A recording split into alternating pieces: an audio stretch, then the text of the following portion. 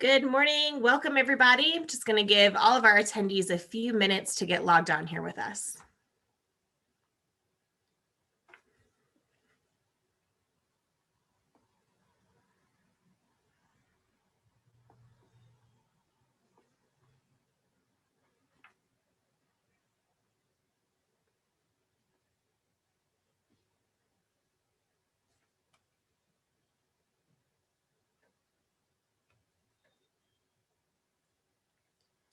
Good morning, everybody. Thank you for joining us today. Just going to give all of our attendees a couple minutes here to get logged on.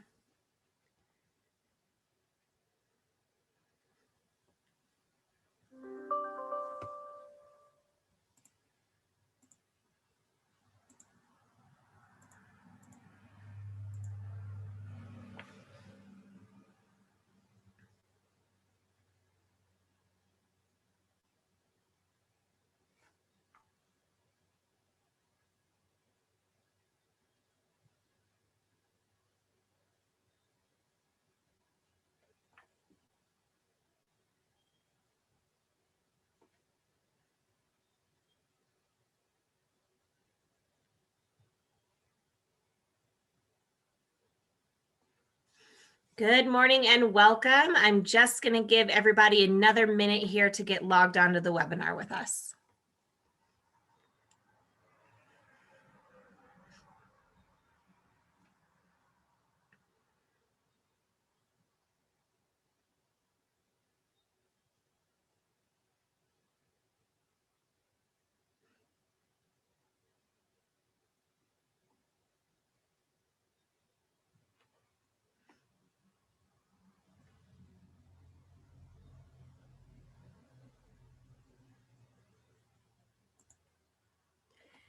All right, good morning, everybody. My name is Sarah Leonard. I am the Director of Community Development at the Steamboat Springs Chamber, your host for Thrive Together. I can't believe it, but after 6 months together, we have come to the final session of Thrive. I want to thank our committee who remained dedicated to the idea and spirit of Thrive and committed to adapting the event for a year that was anything but typical. Liesl Pettis, Executive Director, Advocates. Alyssa Green, CEO, Strings Music Festival. Kara Stoller, CEO, Steamboat Springs Chamber. Lauren Duke, Director of Communications, Steamboat Ski and Resort Corporation. Stephanie Orozco, Executive Director, Old Town Hot Springs. Kim Smith, CEO, Kim Smith Consulting. Dr. Kristen Race, Founder, Mindful Life. And an extra special thank you to Cece Mortar, Chamber Executive Assistant, who really is the one that brought all of these ideas and sessions together. Thank you, Cece. It has been a lot of work, but obviously we all think it has been well worth it. A few housekeeping items for everybody. For the last time, be sure to change your chat to all panelists and attendees in the dropdown so everybody can see your chat. We'll be using the Q&A feature for this session. So if you have questions during the talk, please put those in the Q&A and we'll be stopping periodically to answer those questions. As always, we hope you'll be an active participant. And we want to thank our sponsors for their generous support. These businesses continued their support of an event, even with an uncertain format. We are so grateful for them. They do so much for our community. We hope you will support them in turn. Our power sponsor, UC Health, Yampa Valley Medical Center. Our Thrive sponsors, Steamboat Ski and Resort Corporation, the Rabbit Ears Motel, Northwest Data Services, the City of Steamboat Springs, Yampa Valley Electric, and the Steamboat Group Real Estate. And of course, our presenting sponsor, the glass ceiling breaker, Alpine Bank. Alpine Bank has presented Thrive Together since the first event. And not only has Alpine been instrumental in this event, they've also been a driving force helping our community navigate this pandemic. Bank President Adana Allen served on the banking industry work group, collaborating with our other banking partners who really worked tirelessly to help connect our local business community with the resources that they needed to stay afloat. Alpine Bank is a true champion of our businesses, workforce, and community. And it is my honor to introduce you today to Lily Lewis, Assistant Vice President for Alpine Bank. Hi, Adana is out collaborating and making big things happen for our community. So I'll be introducing this powerhouse speaker that we have. Thank you, Sarah, and thank you, Chamber. It's been a great 6 months. I can't believe we're at the end of it, but how many cool takeaways have we received from this Thrive function? It's just so good. So this month, the end of April, we're looking at thriving through the lens of empowerment.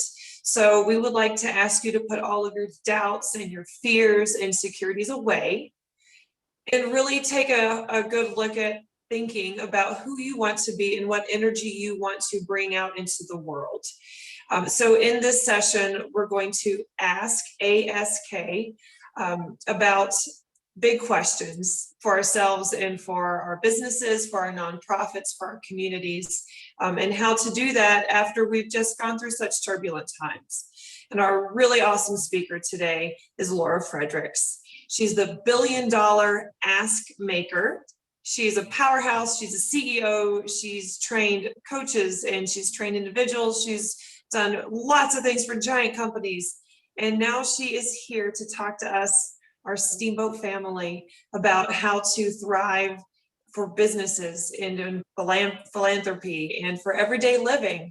She's got some really good books out there. Mother's Day is coming up. I suggest maybe getting one for yourself or another strong female in your life and really listening to what she has to say today. So again, we've learned so much through this Thrive function, and for our customers, our clients, putting finance, philanthropy, the community, our own hearts into this. It's just been a really great time for us to reflect, and now we can put it into action and know how to ask big questions. So I'll turn it over to Laura Fredricks for the next piece. Thank you. Thank you, Lily. Hi, everyone. Boy, this was supposed to have been live. I have to thank my good friend, Sarah Leonard. We've been working on this for quite some time, and like everyone has to do, you just pivot, right?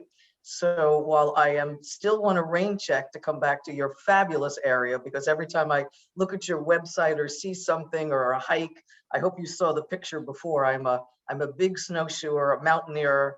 We've done 14 high peaks in the Adirondacks and almost all of the Catskills. So I can't wait to come and hike where you are. So let's get started. I know I have an hour with you, which is great. And thank you everyone who sent in your questions, because we're going to go through them in a very kind of interactive way, because as I'm presenting some material to you, I'm going to actually weave in some of the comments and questions you have.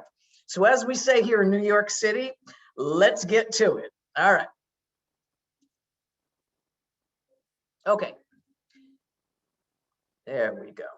Let me start with this one. Okay. So what do we want to accomplish today? Let's frame this, okay? I want you to think about asking in a whole new way, inviting, even now as we're strengthening our professional and personal relationships. I want to show you how every ask going forward, as Lily said, wait for the tips, is about organization, structure, and focus, right? Brand new, and I've been asked to do this several times, is how do we ask, like in writing, over the phone, during a Zoom meeting, or even in a text? Because as you know, we're kind of used to doing these in person, which is ideal, but because of circumstances and things happening, we have to do it in a different way. And so I'm going to show you how to make the ask in all different manners, okay? The pinnacle of this, if you will, is I have a 5-step process that if you follow it, you will get exactly what you want, right? It's 5 steps. And I'm not going to tell you when we get to it what that has done to date for people of every age, of, you know, any person on the planet. This is something that they wanted, and this is what they got. And just, as always, keep it interactive, and Sarah's going to monitor the questions in the chat for me. Okay, so let's take a look. What can the ask do for you? Now, I'm so happy that I am your closer, as we say, and I'm in the month where it's about empowerment, because asking is empowerment. It can enhance your career, okay? It can attract like-minded people, which we all have today, and you have had for the past several months during this Thrive empowerment zone, as I would call it. It can boost your self-worth, and it can invite powerful and positive outcomes. One of my favorites about the ask is it's going to stop the second guessing. So many people ask me what prevents the ask. Yes, you're worried about rejection. That's not it. Yes, you're worried that someone's going to say no. That is not it. What prevents you from doing the ask is actually doing the ask. Because what we do is we project, we assume what the person's going to say, and that starts the second guessing. And you literally talk yourself out of it before you've even picked up the phone, written an email, or seen a person. You literally talked yourself out of it, okay?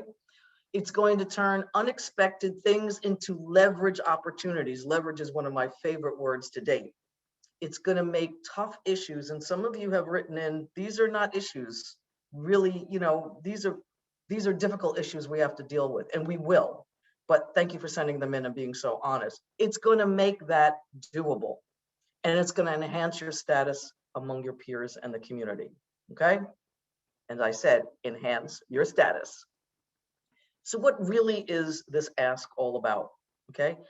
Think of it this way. It's your personal development playbook. If I've learned anything over the past year, people crave structure, right? When we have structure, we have a path. And so what I've done is just taking 2 words, the ask, and put enormous structure in it so everyone can follow along.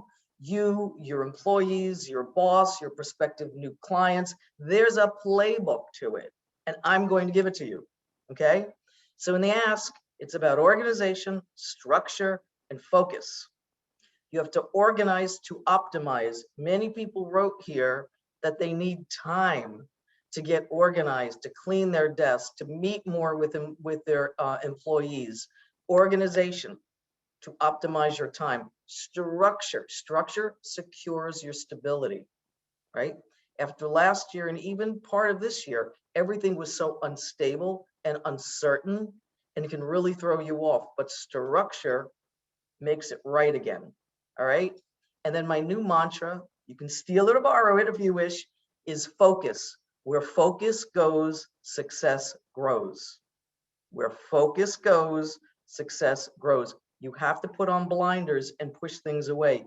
Easier said than done, but once you get in your zone, watch what happens. Okay, so let's take a look at 2019, how asks were done, how asks were done in 2020, and how I predict asks are going to be going forward. Okay, so before March 2020, you literally, and this is still true, have a 75% chance or better if you do it in person. But last year didn't allow us to do that, okay? That prevented a lot of asks because we kept waiting, and it's fine. That would it get better? Would it increase? Would the virus go away? Would things open up? Would people start traveling? But the time clock got pushed for doing those one-on-one meetings, Second is, it's always ideal to have a discussion or conversation with the person you want to ask before you ask them, to learn a lot about them, their ideas, their values, their interests, their business projections, their business goals. And I write this down, even if you think you know them very well. Every conversation reveals something new, right? So ideally, before you make this ask, you want to know as much as you can about the person, their ideas, their values, their interests, because things shift. And last year taught us, if anything, that a lot of priorities shifted. Like in the business world, a lot shut down, and then people didn't know how were they doing, and so they kind of left them alone. And in philanthropy, yes, we had a spike with emergency relief funds and on, but all of a sudden it's like, well, how do we keep raising money from here? And so we had to open up those conversations and saying, how are you? How's your family? How is your health? Are you able to work? I mean, all this conversation was just so important before you actually did an ask, all right? And then, the golden rules or parameters of any ask is you need the right person at the right time with the right amount to make the ask, okay? So those are just kind of like the ground rules. Now, all of those do stay, but they have a little twist to it now because of last year and how I see things going forward, okay? The biggest thing, and let's just take a deep breath here, okay? People are making decisions on the spot, all right? So when you get that meeting, when you get that call, when you set up something on Zoom, if you're going to do it in a text or whatever, you have to be ready that that person is going to decide right now. That's a big shift because normally we would meet, we take some time. The biggest response is I have to think about it. Right now, I can honestly share with you, no matter where we are, people are deciding. It's a simple yes or no, okay? So we have to be ready for it, and I've got some ways to prepare you. The second thing is, you have to be ready. People are going to make those decisions on Zoom, in a text, in an email, even if the ask is enormous. Merge with my business, make $1 million gift to the Chamber of Commerce, whatever it is. The size doesn't dictate if they're going to decide on the spot. They are going to decide on the spot, okay? So don't think, well, this is an enormous ask, it's going to take 15 meetings. It may, but you got to be ready for them to decide or need more information on the spot. This is going to stay with us, and I'm kind of happy about this, all right? Less is more. Less is more. Keep your pitch short, okay? Keep how you talk short. My rule, here we go. You talk 25%, they talk 75%. What happens? It's usually the other way around. We want to sell, we want to convince, we want to persuade, we want to negotiations on our side. But what happens is you're talking so much, literally the person that you want something from has completely forgotten what you want and starts to get confused. And that's how you get the answer. I have to think about it. Okay, golden rule, practice it. I know it's hard. You talk 25, they talk 75. There's a great book. I try my listening skills. There's always new things to learn. And as you can imagine, like as a presenter and a motivator and a woman who loves to close deals, I like to talk a lot, okay? But I have to learn to pull back. And there's a great book by Kate Murphy called You're Not Listening and Why It Matters. And it's everything from like going way, way back to like why gossip was so important and spreading things, but it really does give you some tools and some power that listening is 10 times more effective than talking. And I've gotten a lot out of that. So it's been good. And I keep practicing. I'm not good. I keep practicing.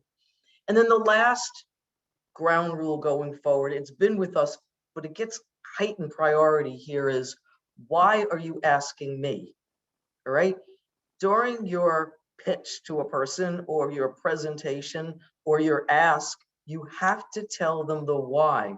Why did you pick this person to do this for you? Okay. That's just happening more and more and more. And so seriously, I want you to think about that. And it can't be, oh, well, today you're my 10th goal and that's why I picked you. So, okay, Sarah, do you have anyone that has any questions or comments before I go on? No questions, Laura, but we have some agreement on that great book. Okay, good, good. Yeah, it's great. Kate Murphy actually is a very famous New York Times author. So, and it's fun and it's well researched. Okay, so let me just, this is called Turbulent Times, and everyone can go to, because that's COVID and the pandemic, but I want to share with you how the ask has had legs for many years, okay? I've been doing this for a long time. Young body and an old soul. That's a joke. That's a good one. Okay, but take a look, and I was going to go into more stories, but I want to spend more time on your questions. But, let me just share how this works, the formula and the strategies, because it's been proven over all of this. I came to New York City. I was the assistant vice president at Temple University in Philadelphia, and Pace University here in New York City was looking for a vice president. And of course, that's some of the comments we have here. You want to enhance your career. You wanted the next job. Well, the VP is it, other than the CEO. So I started what I said, auditioning for the job, August 2001. Okay. And then 9/11 hit. And Pace University, one of its campuses, is literally 5 blocks from ground zero. And at the time when I was auditioning for the job, they had wanted to do $100 million campaign for a lot of things. And so I'm just going to fast forward. I came to New York in February 2002, and it was a ghost town. I mean, it was just, and I got the job. And what I did was, we're not doing a campaign. We're going to spend a solid year asking people how they are. Sounds like last year, right? How are they doing? Is their business still up and running? We were going to do a campaign. That is not the time. It's not the tone. It's not right. And 2003, we began it, and we did raise $100 million after 9/11. Okay. And, you know, asking during the recession, remember 2008, 2009 with a housing boom, everyone was kind of like, leave us alone. And I ask still stood. And then just looking at this, how many natural disasters, floods, which I'm sure that you're well aware of, hurricanes, tornadoes, mudslides, wildfires, mass shootings, riots. The ask still has to go on, okay? But it's how you do it, and it's the tone you use, okay? It's not a time to pull back. It's a time to apply empathy to the steps I'm going to give you. And then, of course, asking during and after the pandemic. I just have to share with you, for anyone on this lovely session with us who does anything in the philanthropy world, you have to be astounded at the amount of money that poured out in philanthropy. If you don't know these stats, I can tell you, and I'm sure that Lily knows this on the back of her hand from Alpine Bank. It is just devastating. $20 billion were donated from people, from their donor advised funds. 20 billion, right? And 14 went in. People started making donor advised funds. The amount of money given was off the charts at a time when people normally don't give. We're talking April, May, June, July, when 99% of philanthropic giving is normally November, December. Okay.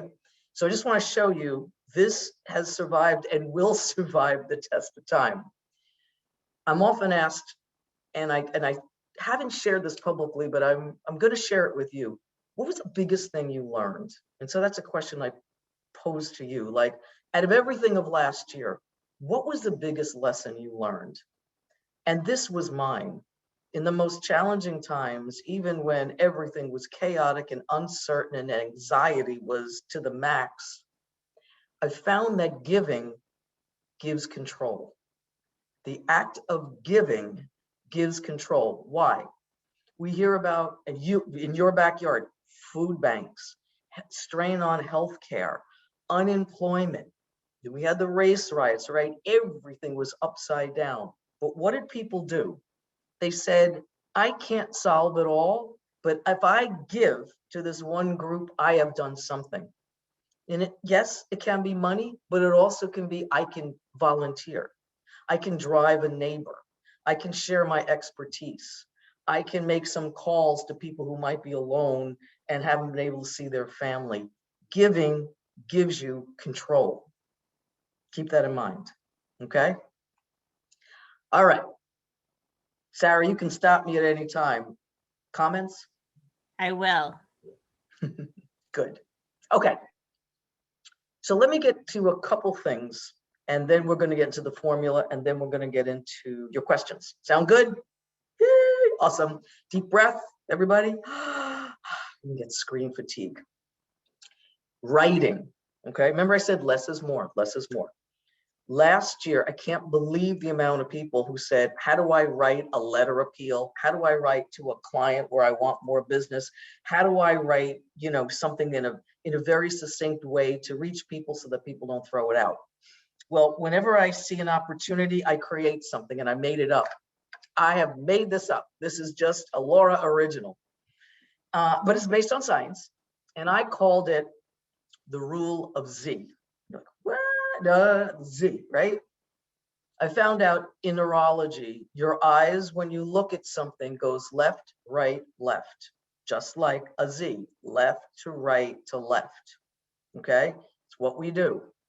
So what I did was say, okay, anything you write, even in an email, you know, and especially something that you want to ask, 3 paragraphs, no more.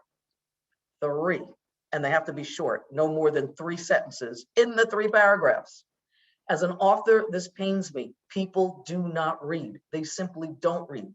So let's let their eyes dance where you want them to, all right? The first paragraph is always about them and something's italicized. Now, we did this last year. We have to do it now. It's like, thank you for being part of our community and staying with us and on and on.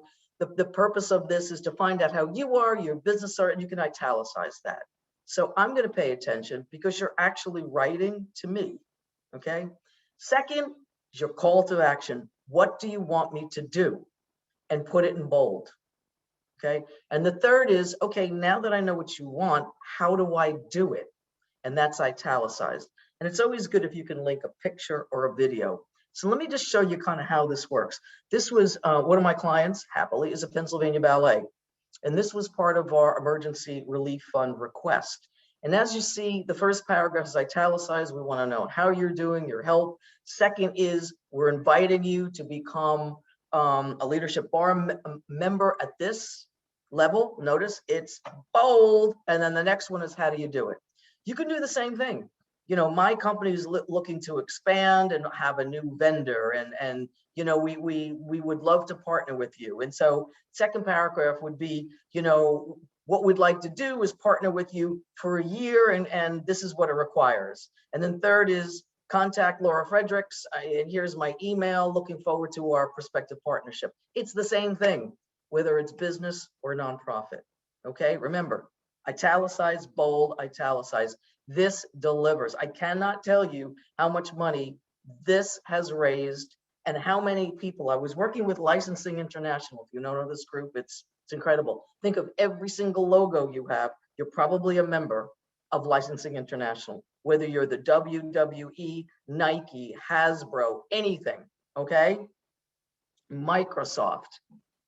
They're just used to contracts, just like here, I'm gonna share the logo and we're gonna team with you to do this branding on these items. Well, how do you say that now? And so we did this formula and it works, okay? It works. So that's in writing, okay? Asking on the phone or a Zoom, I'm gonna show you it's the same organization structure and focus, okay? Don't get more lax because it's kind of on a distance, right? I'm going to show you how to keep organized on it and how to prepare before you even get on the phone or get on a Zoom meeting. Okay? Everybody with me? All right. So this is my first chunks of tips. Now, you have to always think that people are going to decide on the spot. And one of my favorite lines is, people leave clues, we miss every one of them. People leave clues, we miss every one of them. You won't miss it ever again, okay? In your conversation, even if you wanted just an intro, say you want a networking meeting, say you want anything, say you want more members for the chamber, whatever it is, you may think in your mind, this is just going to be a nice conversation. Okay, good. Let it flow, let it roll. But I want your ears like radar to be waiting for these 3 questions. What do you need from me? How can I help? What can I do? All right. I wrote this down because I missed it big time. What do I do when I hear this? I keep telling about the benefits of things that I want people to do. Whether it's money, whether it's continuing a great conversation, whether it's to help me launch my business, whether it's to get the first set of investors for my business, they'd say, what do you need? Oh, well, I really need right now. And you'd skip it. We have to practice that when you hear any one of these 3s, you go right into your ask, right into it and say, oh, okay, Cece, since you asked, this is what I need, and this is where you have to be prepared. What do you want? When do you want it? How can they do it for you? Okay, what do you need? How can I help? What can I do? Get it on your radar and just be ready to pivot, and that's when you ask. Okay, don't jump over it. Don't gloss over it. because it's going to take you a long time to win that person back. And by the way, don't you want an answer now rather than, next September? What do you need? How can I help? What can I do? Okay, because people are deciding on the spot. All right. So we're halfway in, and I've got my second big set of tips for you. So, Sarah, does anyone have a question or a comment? I don't see any questions right now, Laura. All right, come on, you folks. I know it's a Friday, and I know we're getting near the noon hour, and I know you probably want to have lunch, but I do want you to tell me what's on your mind so I can help you best, okay? All right. So in thinking about any ask you have, any of them, right? You have to mentally be prepared that these three questions will come up, okay? Why me or my company? Why now? And what will it do? So let me go into one of these, all right? We'll make this live. Okay. So a person wrote in when we asked for questions and posed this question that she wants to start her own coaching business, and she's not sure how to get clients who are paying clients and then refer them to future clients. So basically building a solid pyramid of great and loyal and paying clients, right? It's what everybody wants in a new business. So before we get into the 5 steps, immediately, if I'm sitting here, what I have to do, number one, is whoever asked this, and if you are in, please write in the chat or in the questions, because I'm going to work through this with you. What I do for anyone who asks me how to get going on a business and how I can get a healthy group of people, or however we want to say it, is this: make a list in priority order of who you want as clients, right? Say you want some people from real estate, you want some people from finance, you want some members that you've met during these Zoom conferences. You make the list. What happens is when we go out and say, I want, some paying clients, I'm not too sure I know what you mean, but when you list it, you're like, oh, you want people from these sectors, okay? And I say in priority order, because maybe some people in finance or real estate or marketing or IT or social media, whatever it is. But anyone you talk to about your coaching business is going to have these 3 questions on their mind. Well, why do you want me? Or why do you want people from my company? And you have to answer that, okay? The hardest question I think of this is why now? Now, last year, that was the easiest one to answer because you needed to boost your business. You needed to pivot from a business. COVID threw you for a loop. You need to get back on. And the why now became more obvious than anything. Okay.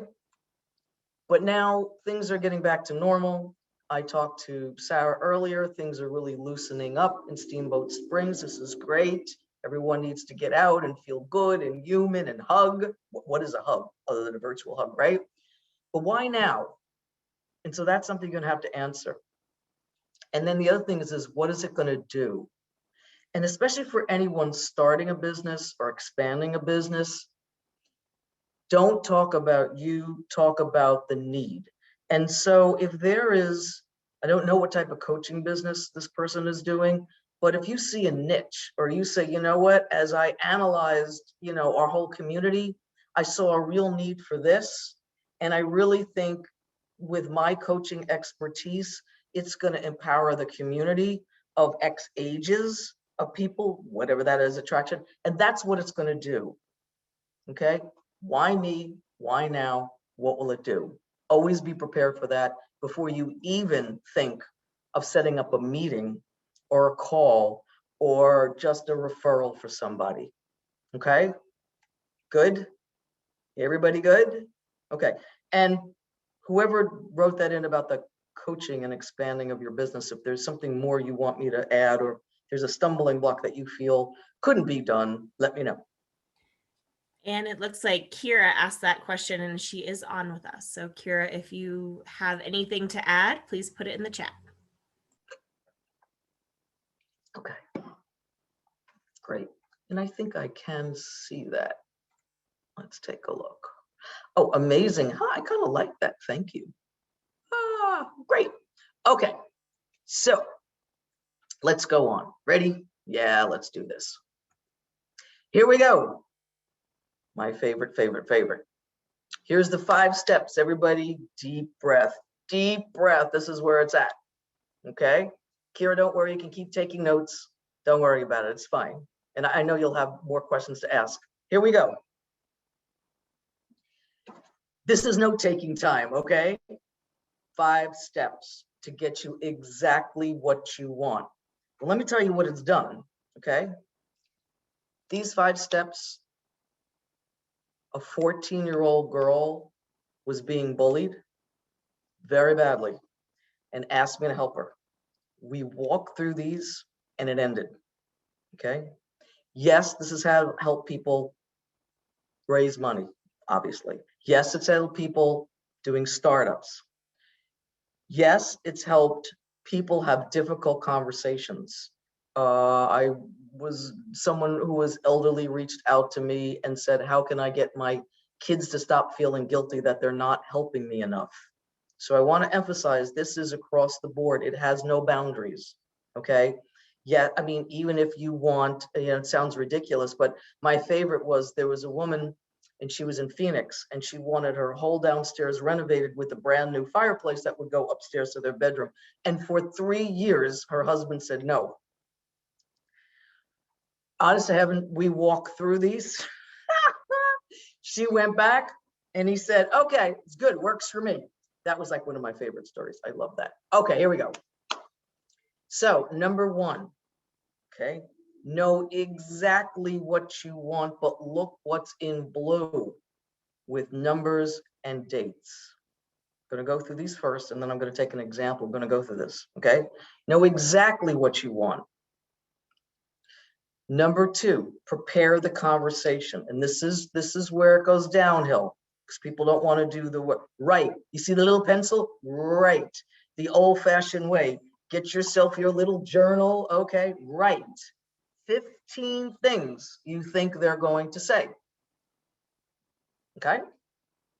Then to the 15, what are you going to respond? The number 1 reason why people don't ask, you ready, is because they're afraid they'll hear a response they don't know how to respond to. They don't want to be deer in the headlights. They don't want to look like they're unknowledgeable. They don't want to look like they can't answer it. And remember, I talked about assumptions and expectations. That is the number 1 reason why people don't ask. They're going to say something and I won't know what to do. This gets over that. 15 things you think they're going to say and what you'll say to it. Third is deliver with confidence, or I like to say it's time to shine, right? Now, if you notice, maybe you do, I'm standing up, okay?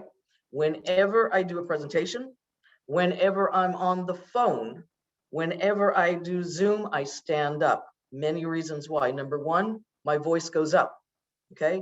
Number 2, I have far more energy, okay? And number 3, I just sound more convincing, okay? Number 4, it makes me happy and maybe I'll lose weight. That was a bonus. But if it's something really important, stand up. And the 2 things I used to always add too is if you can put a mirror here to make sure that you're not looking like this. Now that we have Zoom, it's our own private mirror, right? And the other is it's worth the exercise. Record your voice. It's always an app in here. Everyone has it. Record your voice and see if you like the words you pick and the tone. I do this periodically, and I find out that sometimes I use the word absolutely too many times, and that becomes annoying. So you can practice. Everyone has a voice recorder app on your phone. That's number 3. Number 4, Laura's favorite. Reiterate what you think you heard. When they respond, you must mirror exactly what they said. This is where it breaks down. You hear something, they said something else, you're never going to get an answer. Okay. And the fifth is plan your next move at the ask, right there and then. So let's make this come alive. Okay. A person wrote in and said the organization that she works for, just a very busy time. There's just a lot going on. As I say, there's a lot of moving parts. How does she ask her company to invest more in their employees? Time, benefits, pay, professional growth, etc. All right. So now let's use the formula. All right. So I'm just gonna make this up. Whoever it is, please, if you're here, type in the chat or let me know if I'm missing something. But let's zero in on one of these, okay? Because number one, exactly what you want. Do you want all of this? Do you want every employee to have more benefits, more time, more pay, more professional growth? I don't think so. So I'd pick one. And right now, employers are looking for, number one, to keep employees that are good. So the professional growth is very important to them. So let's just pick that, okay? And I don't know how many employees we're talking about. So I'm gonna make it up. Let's say you have 15 employees. So look how close we're getting to number one. Exactly what you want, numbers and dates. I want all 15 employees to have one professional growth seminar that they can take between now and June 30th, and the company will pay for it. Now, isn't that a lot different than saying, I want my employees to have more professional growth opportunities? Numbers and dates. I want my 15 employees to have one professional growth seminar by June 30th, and the company will pay for it. Okay, everybody with me? Good. That's number one. Number two, what is the employer going to say? Oh, we can have a field day with this one. Here we go. You can write them down if you want. Company doesn't have that much money. If I give it to these 15 employees, I have to give it to the other department's 15 employees. Who is going to screen to make sure it's the right professional growth? Are you sure all 15 want this, or is this something that you want? I have to think about it. I have to talk to HR. Let's put this on hold until Q4. I can keep going. Write them all down. And then what are you going to say to each one? Yes, all 15 want it and deserve it. I'll be happy to do the screening. Professional growth goes across the board. It's important that we invest in our employees so that we retain good talent. Write it down. Okay?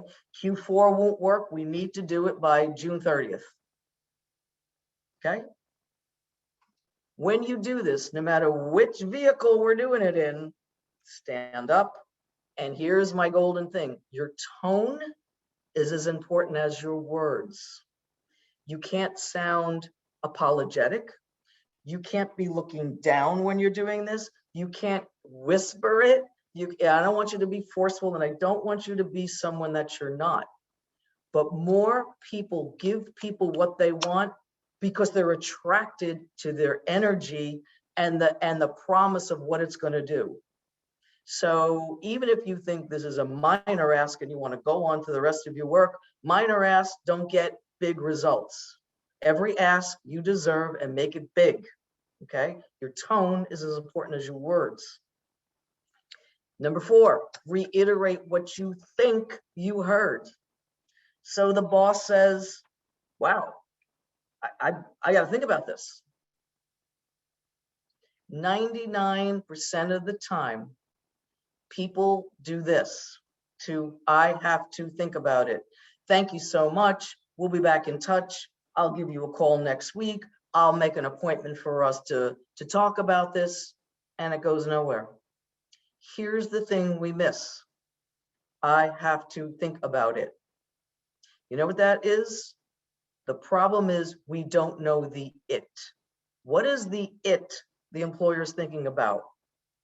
If you don't know it, you're going to assume it's something else, and you're off to different paths. So this is what we do.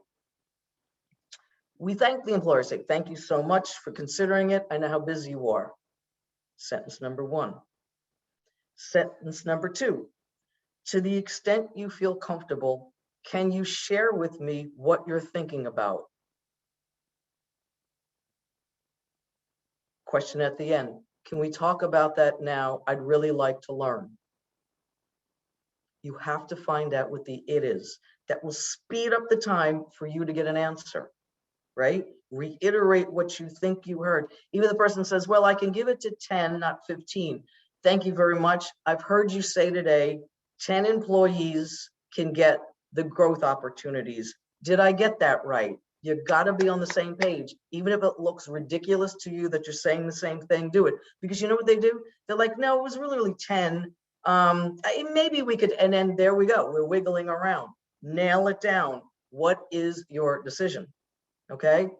And if he says, I have to go talk to HR, great. I will, today is Thursday. I will make an appointment for us Tuesday morning, right?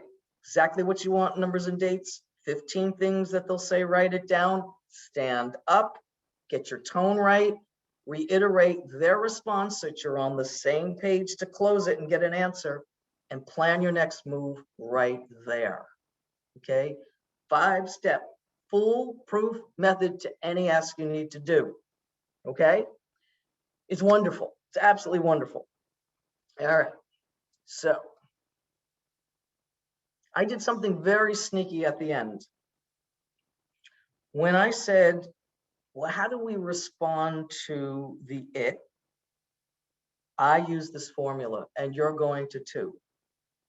Every ask, this is Laura's magic formula to any ask you do going forward will consist at the ask, no more, 2 sentences, and you end on a question. 2 sentences, you end on a question. Why? It's crystal clear what you're asking for. The question absolutely tells them it's your time to talk, and you pull back. 25-75, remember, that's where it keeps it. Too many people overtalk the ask to a point of utter confusion, right? Too many people are selling and pushing, and the person's just going to be like, I don't know, we'll think about it. It's not what you want. 2 sentences and a question. Practice it. I think I have at the end for you. I'm going to show you something. I will. Yeah, this book, okay, has 175 ways you can ask with 2 sentences and a question. Everything from business, philanthropy, everyday living. Okay, so it's called Musel. I can't wait to work on this. Good. I want you to work on this, Allison. It's great. It's fabulous. All right. So we're going to stop the screen fatigue and we're going to be back. All right. Sarah. Laura, that's amazing. I can't wait to ask for everything. Everything. I'm going to win every argument in my house. It works. You know, that is a tough one to apply. Some people wanted some help with that. And all I can say is you have a tendency in our personal life just to kind of mush it around, like, and then guess when the right time is. Are they in a good mood? Or the kids are, oh, you know, so they've been like on so many Zooms and they haven't gotten out the house yet, and their friends don't want to see them, and like, and everything's in your head, right? Just use this. You know, I want to talk to you about this. Either I want more or less time. I want more or less things for you to do. I mean, a big thing is getting people to do more. Right? Everybody wants somebody in their life to do something more, right? And asking for more. I did a whole YouTube video. If you go to my YouTube channel, I did a thing on asking for more. And it was great. It was a great response because, you know, you want someone to clean up more, or you want someone, when you go shopping, by the way, you could have picked this up for me, you know, they want more. Or you want, you know, some more benefits, whatever it is. All right. Well, we have a question in here, Laura. Our question says, hi, Laura. Do you change anything if the person you are asking isn't very approachable or kind of cold? No, because you know what with those people is stay true to yourself, and more people have warmed up just because of your energy and your magnetism, right? If they're whatever, there was a lot of books been written on about mirroring them and on that, and that's okay. I was never really a fan of that, because what happens is I'm going to lose my energy and everything kind of gets this dull, So I want you to be you. And if the person is quiet or whatever, let them be quiet. All right. And Kira asks, on the stand up thing, people often invite you into their office and ask that you sit at a conference table, desk, chair, etc. How do you deal with that and remain standing? Well, you can't remain standing if they're saying, please take a seat, right? What are you going to be like? No, but it is, maybe I'm watching too much of Netflix, but it's good. It is theatrical for you to come in and they take a seat and you can like introduce things. You can say, oh my gosh, Sarah, thank you so much for your time. I saw on Instagram, you looking great. But you can still do things standing up and you can still reiterate the point you want on the final note when you're leaving. So use it as a bookend, stand up before and after the meeting. But if they're going to say sit down, it's fine. Let's stick with the conference table and the office. Try not to have so much in between you and the person you want to ask, right? And because what happens is they're inevitably going to look down and get distracted. Oh, here's my phone and here's my report and here's the 18 emails I haven't answered. And it really is going to distance you. So the fact, if you can angle yourself to a place where there's just a clear space between the both of you, that's ideal. Awesome. And Laura, do you change anything if you've asked before and been turned down? Yes, and yes. You have to, first of all, remind them, say, thank you so much for your time. And this is what people love. I've learned a great deal since the last time we met, or however you want to say it. I do have something, and I listened to what you had to say, and we have something different in mind. Okay. You can't just go and say, hey, it's me again, round two, here I am. But that's what I said, because I've found more people are flattered and will stay engaged if they think you learned something from it. You were heard as to the why. You got to know, and this is different, or this is a new opportunity. And a little follow-up to that. Is there a time limit how long you should wait between asks if you've been turned down? It depends on what the ask was. And that's a good point. When and if, hopefully you don't get turned down, but if you do, well, and we haven't had time, but I would love to say how you turn a no into a maybe. Okay, so let's say you get turned down right away and say, Sarah, I respect your decision. And this is what I say, you got to use humor and roll with it, right? Life is long. We don't know what's ahead of us. So I'd like to, and use this word, revisit this with you next September, and you set the deadline. And then, what they say? Oh, sure, they're going to forget. And then when you go, it's like, oh, we're revisiting this now. And so that's part of setting up the next ask at the ask. So I would just, I always say life is long, you never know. And things can change. Boy, if last year didn't teach us that, nothing would. Absolutely. And are there questions you should ask yourself before making the ask? Yes. And it was so interesting. You write something and then you forget you wrote it. And so in preparation, I was just kind of reading the outside of the book, and I remembered that I wrote it. It was funny. But to answer your question is, you have to believe 100% you deserve it. Now, in the last chapter in this book, I wrote the hardest ask I have ever made. And that's my next journey with you. What do you think is the hardest ask you've ever made? It's not the quantity of money or the biggest deal or something like that. My hardest ask was, can I accept success when it comes? Because how many times do we, especially as women, sabotage ourselves? Oh, but I'll only take this for now. They didn't mean to give me the whole thing. And it's right there in front of you. Or yes, you've got the biggest book deal going, and so go write it. And they're like, oh no, they say that to every author. And it's like, can you really embrace success when it comes?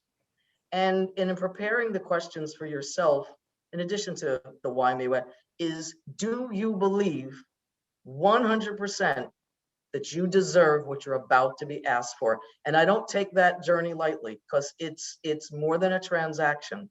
And people, I always say, you're like cellophane. People look right through you. And if they can't feel it, that you want it and deserve it, you're not going to get it.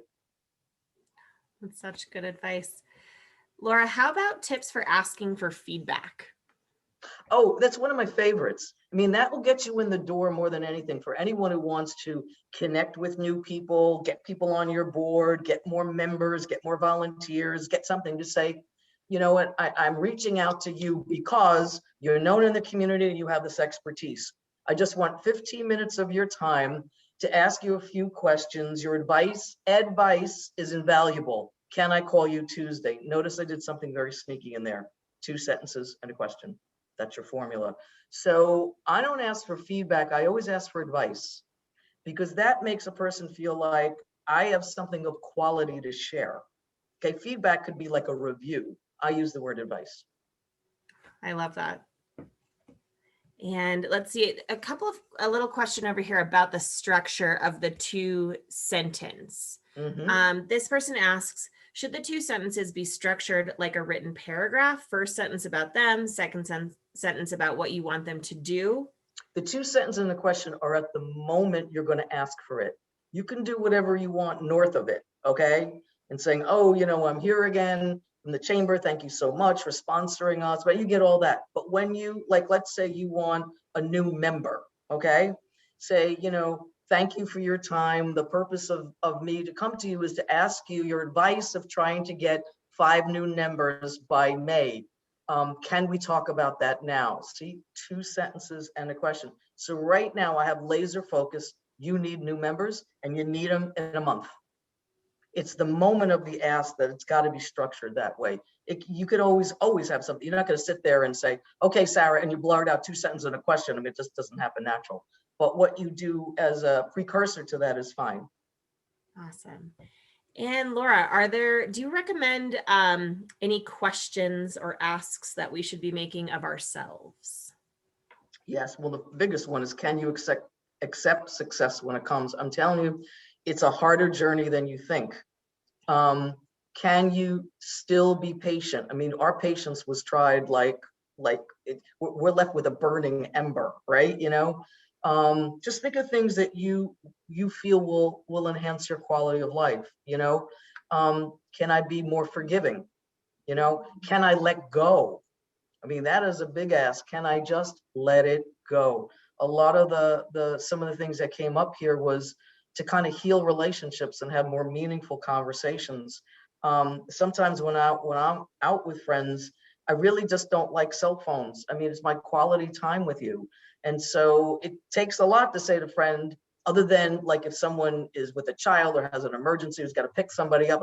But for now, can we just agree not to have the cell phones around us? Because I really enjoy your company.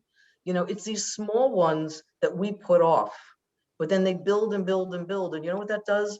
It pushes back on your self-confidence, and then you don't make the bigger asks. Absolutely. Well, I don't see any more questions. I could probably sit here all day and ask questions, but And I would want to sit with you all. I know everybody is busy. Laura, this was amazing. Thank you for being here. I've been asking Laura for yes, you have. years. And I've been saying yes. She's been saying yes, and we just finally were able to connect. So we are so grateful to have you here. Thank you so much. Ladies, it has been absolutely amazing taking this journey with you all. You know, it was hard not being together, but this really gave me a sense of connection, even when we were far apart. So I hope that other people felt that too. And we are actually planning Thrive 2021 right now. So we are going to be back together in person. We actually liked some of this virtual, so I think we'll have some virtual programming leading up to it. It's, you know, there were some definite silver linings this year and things that we learned, but we can't wait to be back together in person. please make sure that you take our final survey. We want to know what you want to hear at the next Thrive Together. We want to know what you thought about all of our sessions. We want your ideas. We want your suggestions. If you have speaker suggestions, please let us know. So Laura, thank you again. Miss It's the you, end of girlfriend. Thrive. I can't believe it. I We'll know. see you in person 2021.